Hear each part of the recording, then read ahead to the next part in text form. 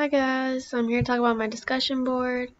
So question number 1, the two approaches that are used in the wellness model are the Wheel of Wellness, which is designed to illustrate the individual in 5 different tasks, which are spirituality, self-direction, work and leisure, and friendship and love. Spirituality is in the center, so it's the most important factor. And there are 12 subtasks linked within the 5 main tasks that I just listed. And they are all influenced by life forces such as education and community, as well as global events such as war. And they also shape the core tasks that are influenced by the subtask. And the indivisible self model is created from the new findings of the wellness model, the Wheel of Wellness model, by emphasizing the client's strengths, improving coping skills, and enhancing their overall wellness by using a strengths perspective. Clients take an assessment inventory to determine their 5 factors and where they need extra strength in those factors. And then an individual wellness plan is created to promote change, and then evaluation and follow-up is implemented as well.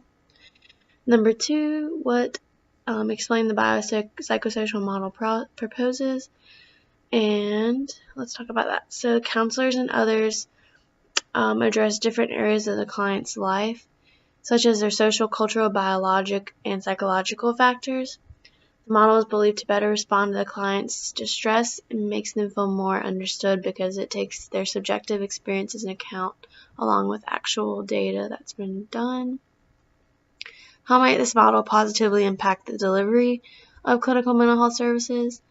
It impacts it positively by counselors giving more understanding of different aspects of the client's life. An example would be how counselors are more educated in the basic understanding of the brain chemistry and limbic system and can understand how different medications that are commonly prescribed might work for the client.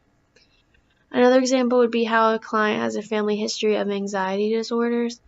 Not investigating into the client's medical history would prevent the counselor from being able to identify symptoms sooner of the anxiety disorder and help the client consider the best treatment options sooner. So the biopsychosocial model is very helpful because it helps the counselor see different aspects of the client's life that they may not have seen before. Also, they are more educated in different aspects of the clinical mental health field, such as the limbic, understanding more of a biologic and psychological aspects. And then on to part B, the podcast. How does the speaker define spirituality and religion? So, in my own words, spirituality is like your personal belief system that you may not share with others. It's private.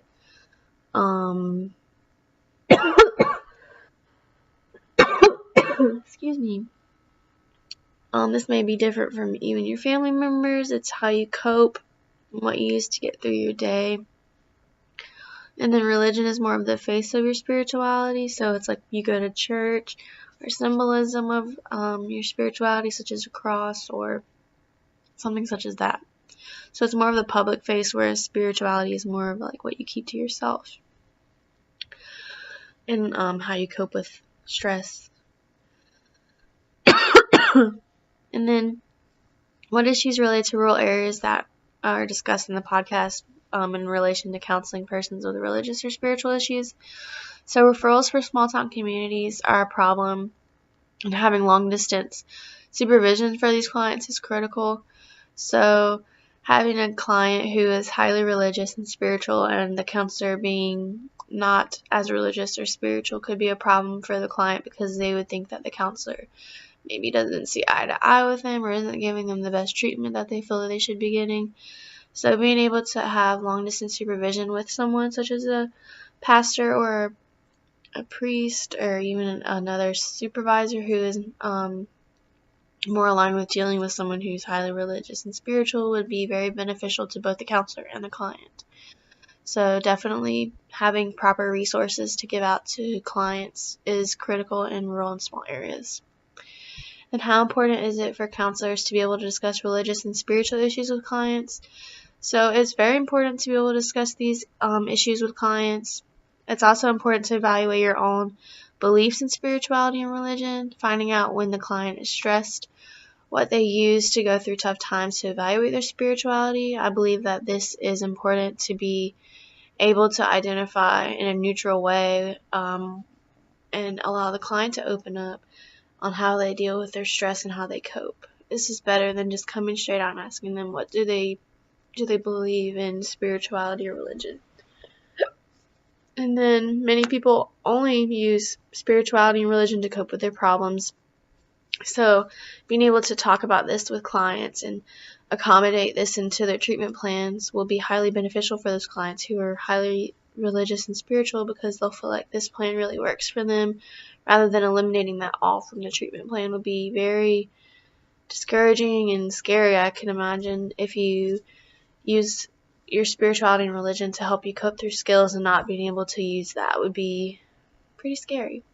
So being able to also understand that sometimes a client and you may not be able to work together to form a treatment plan, it's best to refer the client to someone else who's more skilled in that.